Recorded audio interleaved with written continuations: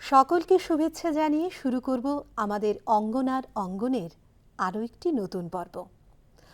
বন্ধুরা, আপনারা জানেন যে আমাদের এই অঙ্গনে আমরা যে সমস্ত অঙ্গনাদের আপনাদের সাথে আলাপ করিয়ে দিই, তারা যে শুধুমাত্র স্ব-স্ব ক্ষেত্রে প্রতিষ্ঠিত তা কিন্তু নয়, সমাজের জন্য অর্থাৎ একটা সুস্থ সুন্দর সমাজ কিন্তু আমাদের প্রতিনিয়ত উপহার দিয়ে চলেছেন।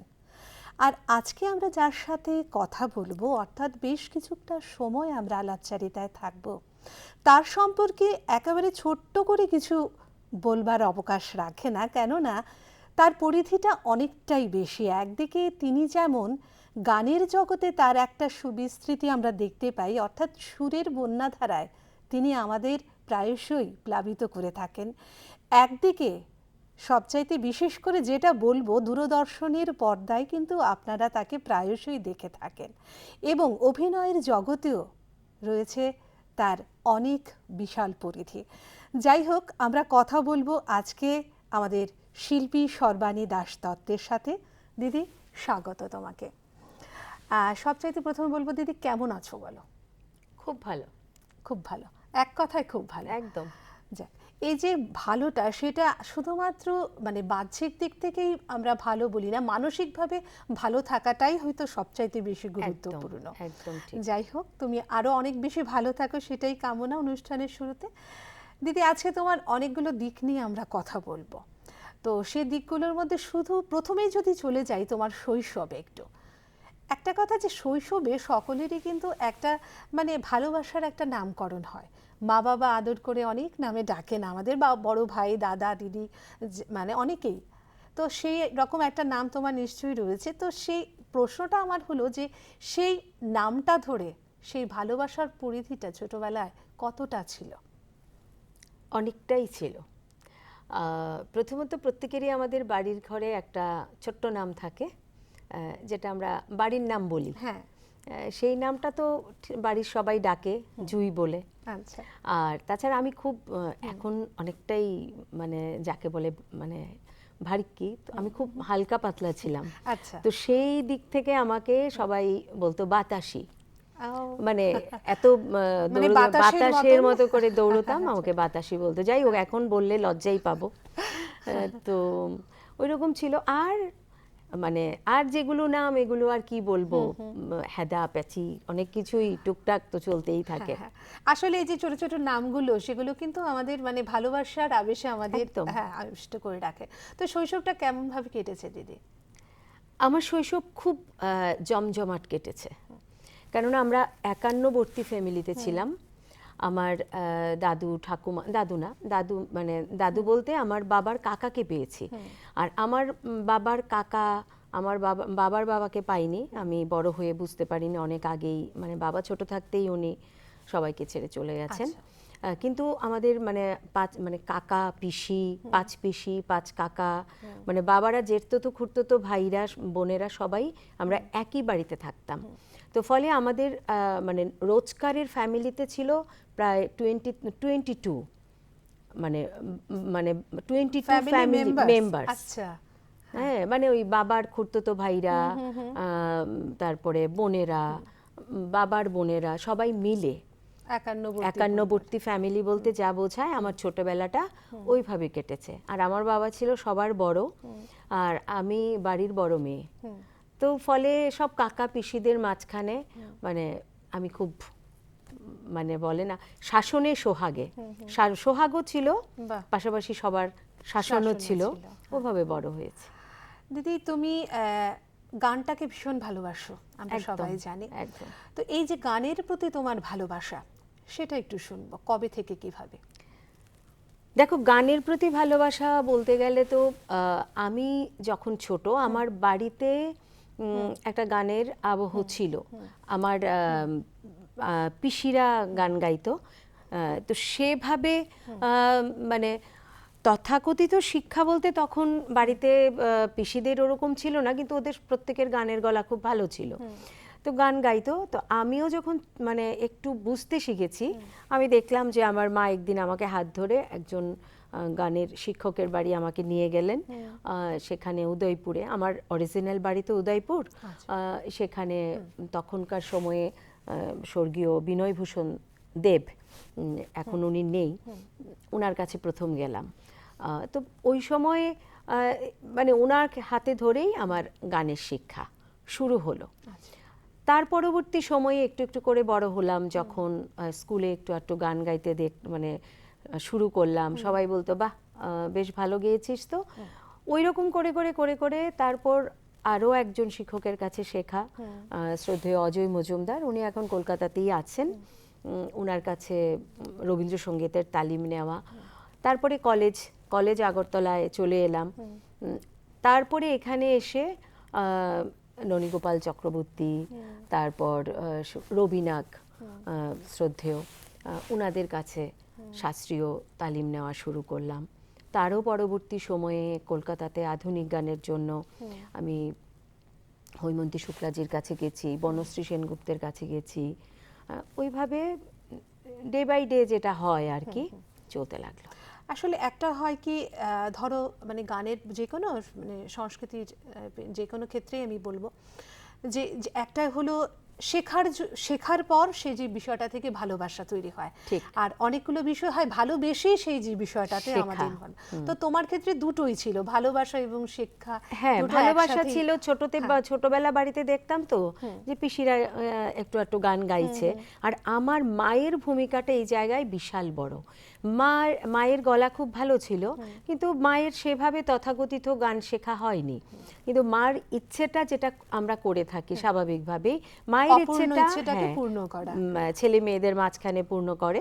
তো মায়ের সেই জায়গাটাতে আমার মায়ের একটা বিশাল ভূমিকা ছিল। মানে আমরা অন্যভাবে বললে যে একজন নারী হয়ে আরেকজন নারীর পাশে দাঁড়ানো। একদম। দিদি, গানের প্রসঙ্গে যখন এসছি, একটু ছোট্ট করে দুকলি কি শুনবো? নিশ্চয়ই শোনাব। আমি তাহলে গানের প্রসঙ্গে যদি বলি, আমার সলিল চৌধুরী আমার খুব মানে কি বলবো শ্রদ্ধা, ওনার গানের মানে সৃষ্টিগুলো, ভালোবাসা সবকিছু নিয়েই একটা অন্যরকম জায়গায় রয়েছে। তো ওনার গান থেকেই একটু ছোট্ট করে গাই। চলো। আজ নয় গুনগুন গুঞ্জন প্রেমের, চাঁদ ফুল জোছনার গানার নয়, ওগো প্রিয় মোর খোলো বাহুডোর, পৃথিবী তোমারে চেঁচায়। আজ নয় গুনগুন গুঞ্জন প্রেমের, চাঁদ ফুল জোছনার গানার নয়, ওগো প্রিয় মোর খোলো বাহুডোর, পৃথিবী তোমারে চেঁচায়।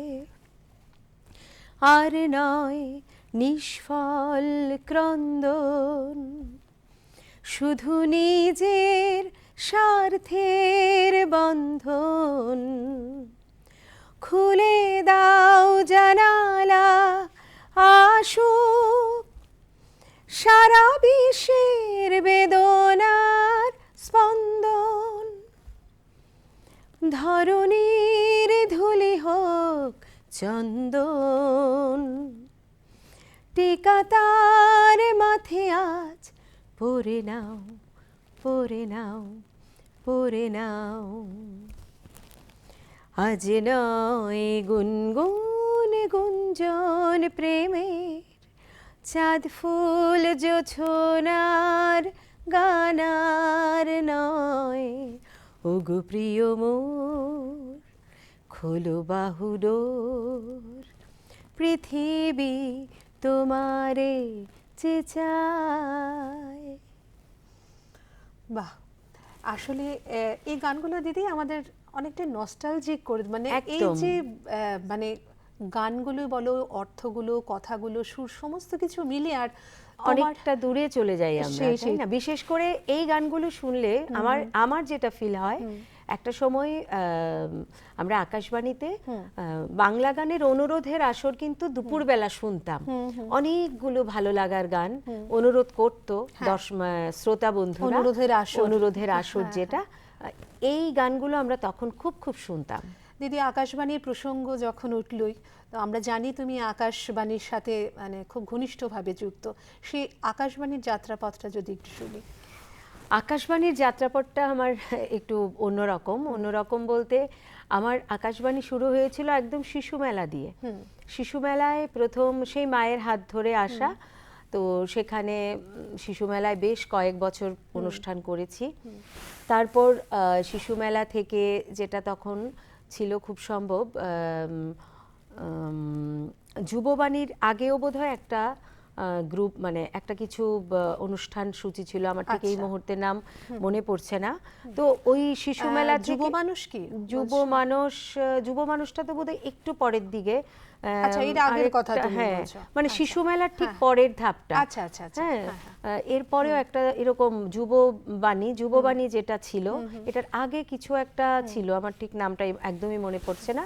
ওখানে শিশু মেলা থেকে হঠাৎ করে একদিন মানে বললো যে এখন তুমি আর শিশু মেলায় গাইবে না, তুমি ওই গ্রুপটাতে গাইবে। একদমই মাথা থেকে বেরিয়ে গেছে নামটা, যাই হোক। এটার জন্য কোনো অডিশন দিতে হয়নি, মানে আমি ওখান থেকে ওখানে জাস্ট প্রমোশনের মতো হয়ে গেছে। তো ওখানে আবার সেই 2-1 বছর গাইলাম। তারপর বললো যে না, এবার তোমাকে যুববাণীর জন্য একটা অডিশনে বসতে হবে।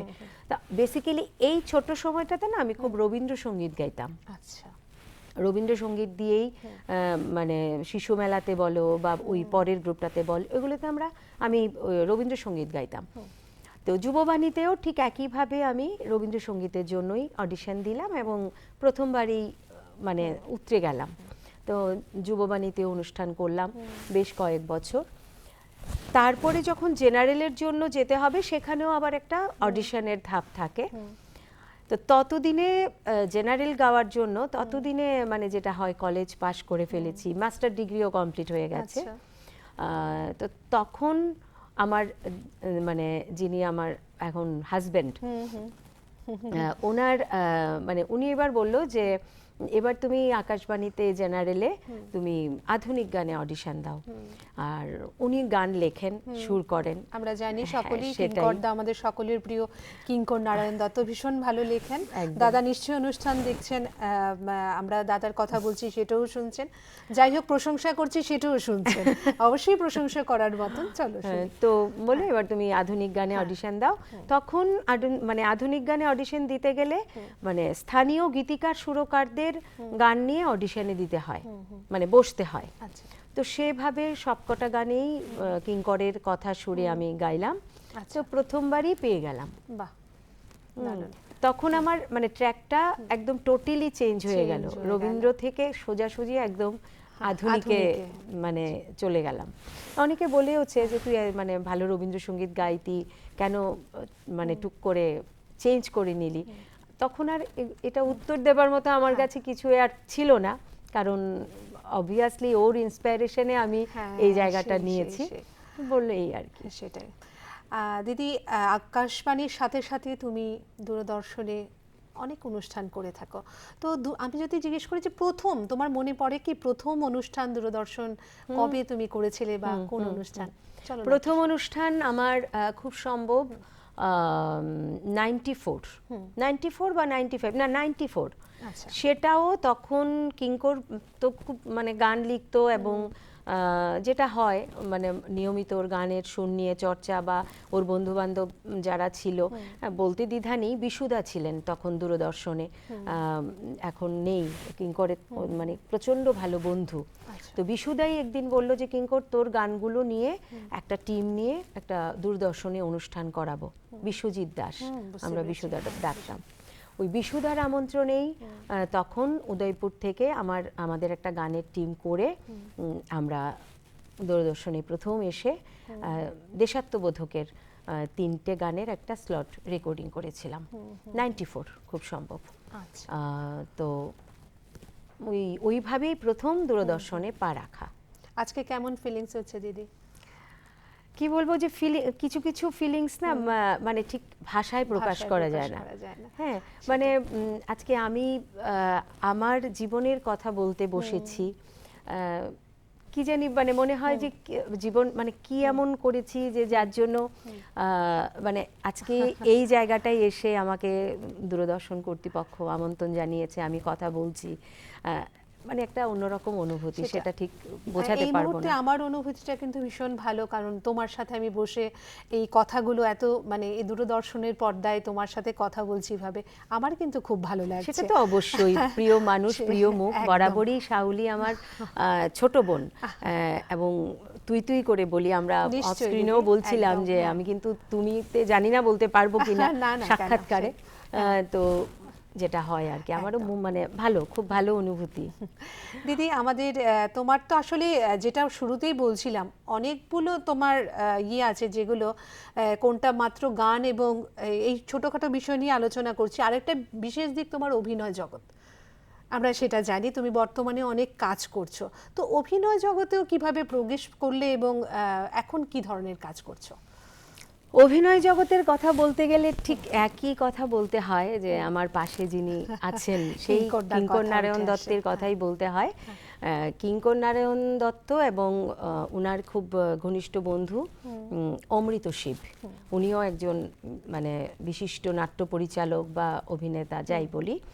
তো ওদের দুজনেরই ডিরেকশনে একটা নাটক, এটা খুব সম্ভব 97-এর প্রথম দিকের কথা বলছি, তখন শুভ আসবে প্রেক্ষাপটটা। তখনকার সময়ে মানে উগ্রপন্থী একটা সময় তো ছিল আমাদের, এরকম একটা বিষয়, ওই কোনো একটা প্রেক্ষাপট নিয়ে একটা বিশেষ নাটক, সেটা অফিস ড্রামাতে তখন করা হবে। তো অফিস ড্রামাতে তখন ছিল যেটা, যে মেয়েদের চাকরি না করলেও ওনারা অ্যালাউ, কম্পিটিশনে ওনারা করতে পারবেন, যোগ দিতে পারবেন। তো সেই জায়গায় দাঁড়িয়ে তো বললো যে ঠিক আছে, এখানে সর্বাণীকে নেওয়া হোক, একটা চরিত্র, যেই চরিত্রটার মধ্যে অভিনয়ও লাগবে, গানও লাগবে। তো আমাকে স্পেশালি ওই গানের জন্যই অভিনয়ের ওই পর্বটাতে নিয়ে আসা হয়েছিল। তো এটার পাশে আমাকে একটু ছোটখাটো অভিনয় দেওয়া হয়েছিল, কিন্তু রিহার্সালে এসে দেখা গেছে যে গান তো আছেই। তো তখন যারা পরিচালনা করছিলেন এটা নাটকটা, অমৃতদা বললো যে বা সর্বাণী তো অভিনয় করতে পারবে, তাহলে এখানে আর একটু বড় সড়ো রোল তৈরি করে দেওয়া হোক। তো ওইভাবে আমার নাটকে আসা, মানে ওই ভাত ধরে যে তুমি প্রবেশ করলে, তারপর তুমি অভিনয়ের সাথেও নিজেকে একদম তারপরে ভালোই লাগলো। হ্যাঁ। প্রথম একটু ভয় ছিল যে কতটা কি অভিনয় করতে পারবো। গান মনে হতো যে প্রথম স্টেজে বসে গান গেয়ে ফেললাম, সেটা ঠিক আছে, কিন্তু অভিনয় তো মানে সরাসরি নাটকের অভিনয় মানে আমাকে ডায়লগগুলো বলতে হবে, মুখস্থ করতে হবে, সেটা আমি একটু মানে প্রথমে সংকুচিত ছিলাম। তারপর কিভাবে হয়ে গেল জানি না, হয়ে গেল। আর শ্রুতি নাটকও তুমি অনেক করছো, আমরা অনেক দেখেছি তোমার শ্রুতি নাটক। আচ্ছা দিদি, তোমার তো ঝুলিতে বেশ কিছু পুরস্কারও রয়েছে, সেই পুরস্কারগুলোর কথা একটু বলো। পুরস্কার তো রয়েছে অনেক, মানে কি বলবো, যে সুরনন্দন ভারতী থেকে লাইফ টাইম অ্যাচিভমেন্ট একটা পেয়েছি। তারপর বিভিন্ন সময় নাটকের জন্য কলকাতার বেশ কিছু সংস্থা থেকে অভিনেত্রী হিসেবে পেয়েছি। এখানে অফিস ড্রামাতে বেশ কয়েকবার best actress, second best actress এগুলো পেয়েছি। আর গত পরশুদিন যেটা নজরুল স্বীকৃতি সম্মান পেলাম, জাস্ট সদ্য পেলাম। তো এইগুলো তো আছেই বিভিন্ন সময়, যেটা চলতে থাকে। অনেক শুভেচ্ছা, তোমাকে এতগুলো পুরস্কার পেয়েছো এবং আগামীতেও আরো অনেক তুমি সম্মান পাও, সবার ভালোবাসা, শুভেচ্ছা। একদম। তো এখন তুমি মানে কি ধরনের কাজ করছো? এখন তো সেভাবে তোমাকে সেই প্রশ্নটা এই জন্য করা, কারণ তোমার কৃষ্টি, এই কৃষ্টি নিয়ে কিন্তু আমরা জানি যে তুমি অনেকগুলো সেগমেন্ট তোমার রয়েছে, তো সেটা নিয়ে একটু বিস্তারিত শুনবো। আসলে কৃষ্টি শব্দটা মানে কখন কিভাবে অনেকটা আমার মানে আমার বলা যায়, আমার একটি মেয়ে আছে, আমার এক সন্তান, আমার একটি মেয়ে, কিন্তু কৃষ্টি পাশাপাশি আমার সন্তানের মতোই আমার কাছে একটা অনুভূতি। তো কৃষ্টি প্রথম শুরু হয়েছিল কৃষ্টি ভূমি নামে আমার একটি গানের স্কুল দিয়ে। তো তখন আমি উদয়পুর ছিলাম। আচ্ছা। তো গানের স্কুলের পাশাপাশি তখন মানে হঠাৎ করেই সিদ্ধান্ত নিলাম যে এটাকে আমি একটা মানে নার্সারি স্কুলের রূপও দেব। আচ্ছা। তো ওখানে একটা নার্সারি স্কুলও দিলাম, কৃষ্টিভূমি নামেই দিলাম। সেখানে প্রি প্রাইমারি, যেটা মানে ক্লাস 1-এর আগের যে স্টেজটা, ওটা ছিল এবং এটা এখনো আছে। এটা অন্য একজন সেটাকে কাজ করছে। আমি উদয়পুর থেকে চলে আসার পর এটা আরেকজনের হাতে দায়িত্বটা দিয়ে চলে এসেছি। তো কৃষ্টিভূমি তো চলছে। তার পরবর্তী সময়ে কৃষ্টিকে নিয়ে বিভিন্ন সেগমেন্টে একটু একটু করে কাজ শুরু হয়েছে। যেটা প্রথম বলা যায় যে কোভিড সিচুয়েশনে প্রথম যেটা শুরু করলাম সেটা হচ্ছে কৃষ্টি ওয়েব, একটা যেটা হয় ফেসবুকে একটা পেজের মধ্য দিয়ে। সেটার উৎসাহ বা ইন্সপাইরেশন যাই বলি, সেটার পেয়েছি আমার মেয়ের কাছ থেকে। আচ্ছা। কারণ রিমঝিম মানে দিব্যাঙ্গনা তখন মিডিয়া সায়েন্স নিয়ে পড়তো, কলেজে পড়তো। তো মিডিয়া সায়েন্স নিয়ে পড়ার সুবাদে মানে মিডিয়ার সমস্ত পার্ট নিয়ে ওদের পড়তে হতো। তো কোভিডে যখন বাড়িতে এসছে, তো সবাই আমরা তখন গৃহবন্দী, মানে আমরা যারা বাইরে গান বাজনা এগুলোর সাথে জড়িত, আমরা তো তুই নিজেও জানিস কিভাবে মানে কেটেছে তখন। তো তখন রিমঝিম বলছে যে মা তুমি কিন্তু এরকম করতে পারো, মানে ফেসবুকের মধ্য দিয়ে কিভাবে নিজেকে অ্যাক্টিভ রাখা যায়, হ্যাঁ, অন্তত এই বিষয়টা এই আমরা এখন, বিষয়টা হ্যাঁ, এটা গ্রহণ করতে পারি। হ্যাঁ। হ্যাঁ। তো ওই আমাকে প্রথম বললো, তো আমি বললাম আমি তো এই ব্যাপারে কিছুই জানি না, কি করতে হবে? বলে এই আমি করে দিচ্ছি, হ্যাঁ। তুমি শুধু আর্টিস্টদের সাথে কানেক্ট করো, ফোনে সেই কানেক্ট মনে করো। আছে আমরাও অনুষ্ঠান করেছি একদম তোমার একদম। কৃষ্টি ওয়েবে, হ্যাঁ। তো ওইভাবে কৃষ্টি ওয়েবটা আসলে তখন কার সময়ে শুরু হয়েছিল, কিন্তু এটা যে এইভাবে কন্টিনিউ হবে, এভাবে সবার দর্শকদের এই ভালোবাসাটা পাবো, মানে এতদিন অবধি এটা যাবে এটা কিন্তু বুঝতে পারিনি। কিন্তু পরবর্তী সময়ে বা এখন সবাই কৃষ্টি ওয়েবের সাথে এখনো আসছেন এবং ভালোবাসছে কৃষ্টি ওয়েবকে। সেটা আমার কাছে একটা বিশেষ প্রাপ্তি বলে আমার মনে হয়। আরো কিছু দিক তো রয়েছে হ্যাঁ, কৃষ্টি। কৃষ্টির এটা গেল। আর তারপরেই সেই লকডাউন পিরিয়ডেই যখন মানে বইমেলা কিছুই তো হচ্ছিল না, কিন্তু তখন আমরা তখন মনে করলাম যে না, এবার কৃষ্টিকে নিয়ে একটা পাবলিকেশন করব।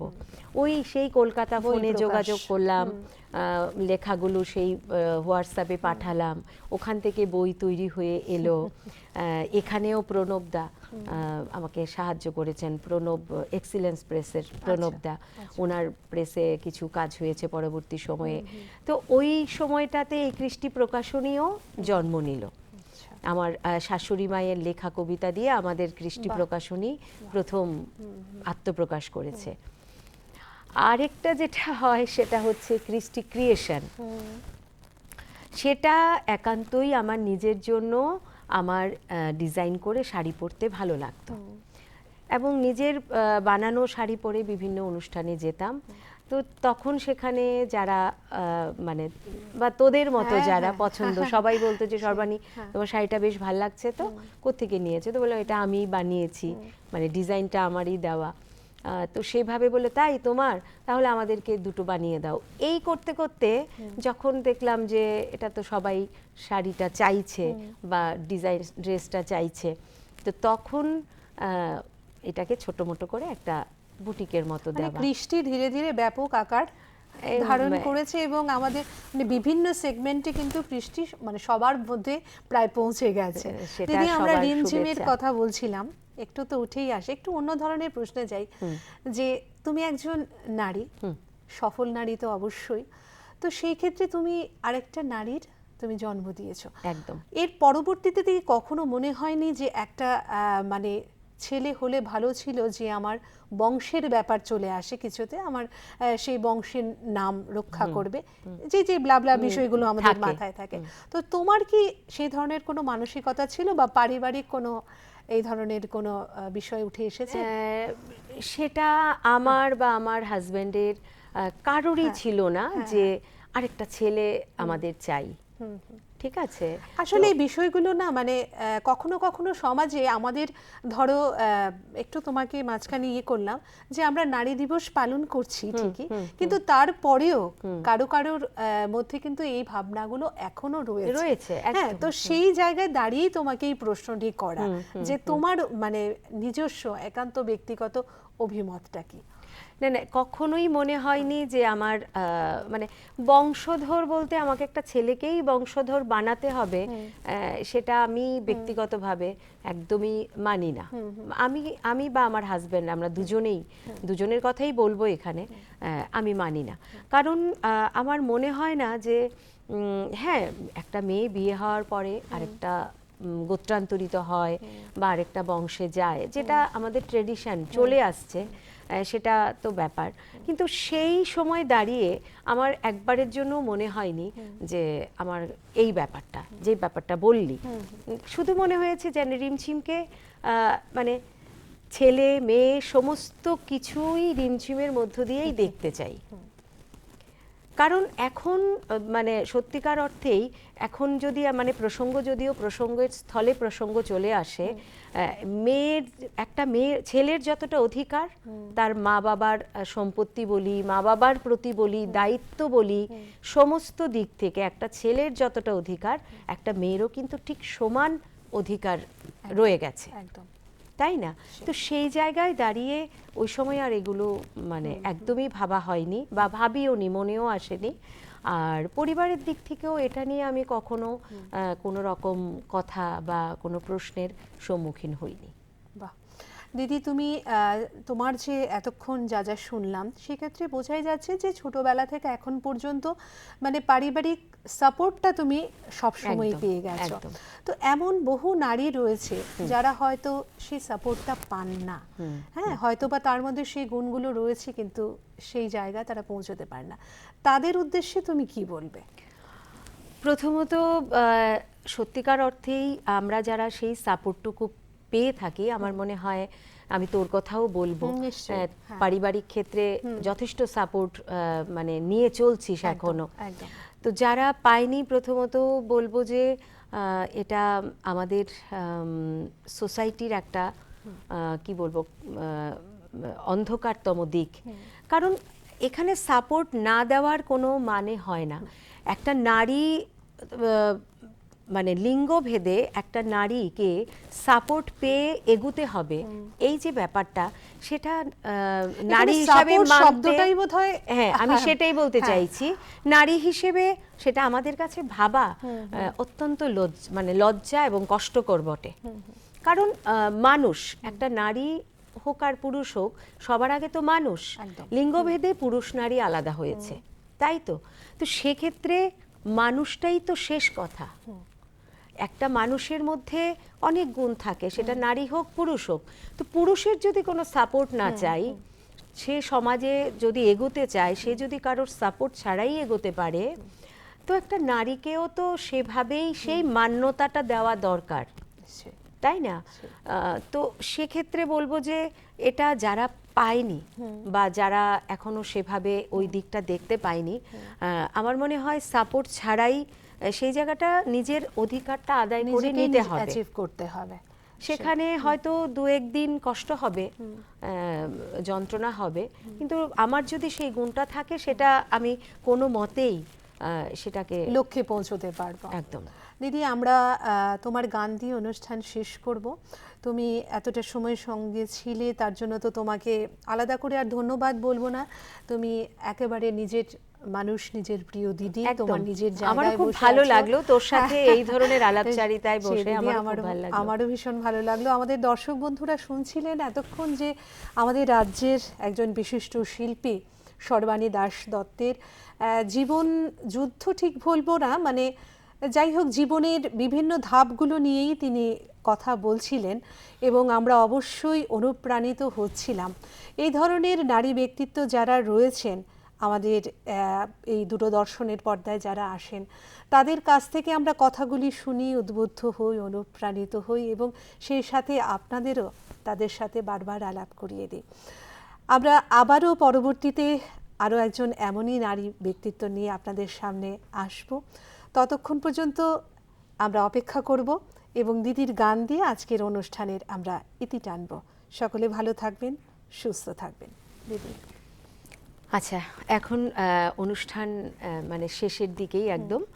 তো সেক্ষেত্রে আমি বলছিলাম যে কিঙ্করের কথা সুরের গান দিয়ে আমার আধুনিক গানে পা রাখা, তো কিঙ্করেরই কথা সুরের একটি গান দিয়ে আমি শেষ করছি। চলো।